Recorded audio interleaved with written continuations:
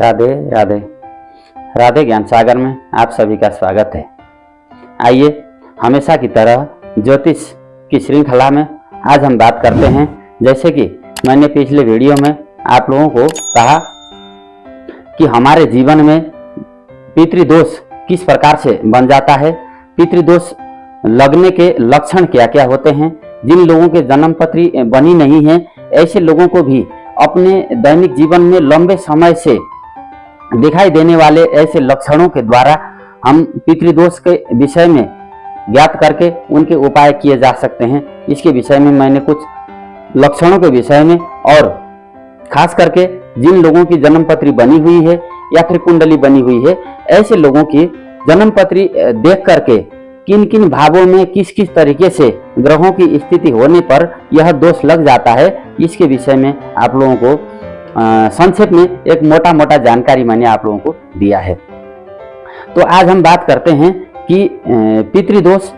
अथवा इसको प्रेत दोष भी कहते हैं या फिर कहीं कहीं इसको श्रापित दोष भी कहते हैं। ये तीनों दोष इनका एक ही इम्पैक्ट होता है। और साथ में जैसे कि अंगारक या फिर चांडाल दोष आदियों का भी ये जो मैं आप लोगों को अभी यहाँ पर वर्तमान में जो उपाय बताने जा रहा हूँ उनका भी समाधान इन्हीं उपायों से होगा। तो आइए जानते हैं पितृदोष के क्या क्या उपाय हम लोग कर सकते हैं और जिससे कि हमारे जीवन में या फिर कुंडली में बने हुए ऐसे दोष नष्ट होकर के जीवन में शुभ फलों की प्राप्ति होती है। इसके विषय में चर्चा करते हैं।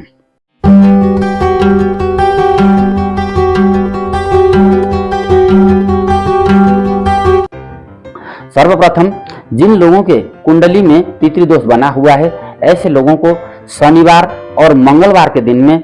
मांस, मदिरा या फिर अखाद्य वस्तुओं का सेवन नहीं करना चाहिए और हो सके तो ऐसे लोगों को शुद्ध अन्न का भोजन भोग लगाना चाहिए, जिसमें कि लहसुन और प्याज हमारे शास्त्रों में वर्जित है, जिसको तामसी भोजन की संज्ञा दी गई है। और हो सके तो किसी शनिवार या फिर मंगलवार को या फिर कि जैसे महीने में एक बार अमावस्या आती है तो उस अमावस्या के दिन में ब्राह्मणों को, दुखी गरीब को भोजन कराया जा सकता है। दूसरे नंबर में है कि प्रत्येक शनिवार को या फिर मंगलवार को काले कुत्ते या फिर कौवे के लिए भोजन की व्यवस्था करना, उनको रोटी खिलाना या फिर छत में मिट्टी के आरी में जल भर के नियमित रूप से रख देना। इससे भी जो है पितृदोष शांत होता है। प्रत्येक शनिवार और मंगलवार को हनुमान चालीसा का पाठ करना चाहिए और साथ में यदि हमारे पास समय उपलब्ध हो तो ऐसी स्थिति में सुंदरकांड का पाठ करने से भी या फिर सुंदरकांड का पाठ श्रवण करने से भी पितृदोष शांत हो जाता है। हालांकि यह जो प्रक्रिया है इसको नियमित रूप से करना चाहिए लंबे समय तक के लिए। और श्रद्धा, भक्ति और विश्वास ईश्वर में जब तक होगा नहीं तब तक हमारे द्वारा किए गए जो भी क्रियाएं हैं, धार्मिक क्रियाएं हैं, उनका फल भी हमें नहीं मिल पाता है। अगर मान लीजिए चौथा उपाय यह है कि यदि अगर श्राद्ध पक्ष के किसी भी तिथि में 125 ग्राम जौ एक बर्तन में रख करके उनको जैसे जब रात को सोने का समय हो जाता है उस समय में एक पात्र में जो है 125 ग्राम के करीब 125-130 ग्राम जौ एक पात्र में रख लेना चाहिए और वो भी अपने सिर की तरफ। और दूसरे दिन राहु के तांत्रिक मंत्रों का जाप करते हुए ओम राम राहवे नमः, इन मंत्रों का जाप करते हुए 108 बार जाप करना है और उन बर्तनों में रखे हुए जौ जो है उनको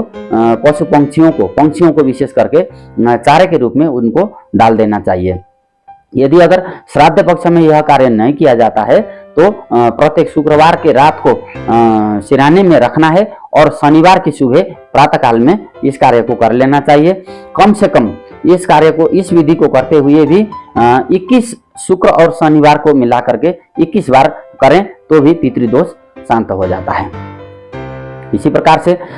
अगला उपाय यह है कि अपने पूर्वजों की जो निधन की तिथि आती है महालय श्राद्ध के, पार्वण श्राद्ध के समय में, ऐसे समय में उनकी तिथियों में दुखी, गरीब, असहाय या फिर ब्राह्मणों को अपने घर में बुला करके अपने पितरों के लिए जो अन्न उनको पसंद हो इस तरह के अन्न बना करके उनको भोजन अपनी क्षमता अनुसार कराया भी जा सकता है। और उनको अंत में दक्षिणा भी देकर के विदा किया जाना चाहिए। भोजन में अपने पूर्वजों ने जो चीज पसंद करते हो इस चीज का अगर भोजन करा सकते हैं तो इससे पितर जल्दी प्रसन्न हो जाते हैं। इसके अलावा अपने पूर्वजों के तिथि में जिस तरह से जैसे ब्राह्मणों को, दुखी गरीबों को भोजन अन्नदान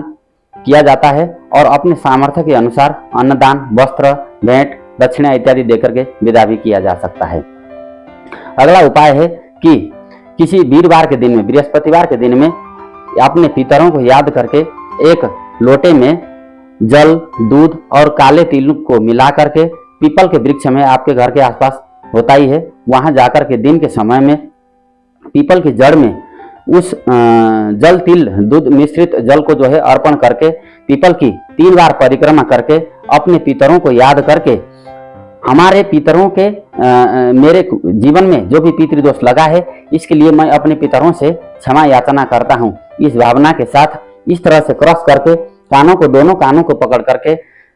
मिनिमम 11 बार 14 बार जो है उठ बस करने से भी पितृदोष जिनका लगा हुआ है वो शांत हो जाता है। अपने पूर्वजों को याद करके प्रणाम हमेशा कर लेना चाहिए और नियमित जहाँ पर हम पूजा करते हैं या फिर घर के दक्षिण तरफ की जो दीवार है उस दीवार में अपने पूर्वजों का चित्र भी लगाया जा सकता है, उनके लिए दिया जलाया जा सकता है और कलश में जल भर के भी रखा जा सकता है। इसके अनंतर अगला उपाय है किसी गरीब घर की कन्या की यदि अगर विवाह हो रहा हो तो वहां जाकर के अपने सामर्थ्य के अनुसार उनके विवाह में जिनसी, धन, वस्त्र इत्यादि के द्वारा उनकी सहायता भी की जा सकती है, इससे भी पितृदोष शांत हो जाता है। इसके अनंतर यदि अगर कोई गरीब व्यक्ति या फिर बीमार व्यक्ति है और हॉस्पिटल में औषधि लेने के लिए फार्मेसी की लाइन में लगा हुआ है, उनके पास औषधि खरीदने के लिए पर्याप्त पैसे भी नहीं है, ऐसी स्थिति में ऐसे लोगों को उनकी आवश्यकता के आधार पर औषधियां खरीद करके यदि अगर दे दी जाए तो ये भी बहुत अच्छा माना जाता है। इस उपाय को करने से भी हमारे पितृदोष शांत होते हैं। इसके अलावा गौदान करना और खास करके श्राद्ध पक्ष में या फिर एकोदिष्ट श्राद्ध तिथि का जो श्राद्ध आता है उस दिन में श्राद्ध करके पिंडदान देने के पश्चात ब्राह्मणों के द्वारा पितृ सूक्त का पाठ करने से भी पितृदोष शांत होता है। या फिर समय समय पर आप अगर कर सकते हैं तो स्वयं से पितृ सूक्त का पाठ कर लेना चाहिए। गौदान करना, जैसे पानी पीने की पानी की व्यवस्था करना राह चलने वाले लोगों के लिए, और बर पीपल के वृक्ष के नीचे बैठ करके भगवान विष्णु के 1000 नामों का या फिर 108 नामों का उच्चारण करना, उनके नामों का स्मरण करना और जितना हो सके स्वयं के द्वारा या फिर किसी ब्राह्मण के द्वारा घर में बुला करके अमावस्या को, बृहस्पतिवार को श्रीमद् भगवत गीता का पाठ कराने से या फिर श्रवण करने से भी पितृदोष शांत हो जाता है। इसके अनंतर किसी श्राद्ध पक्ष के किसी भी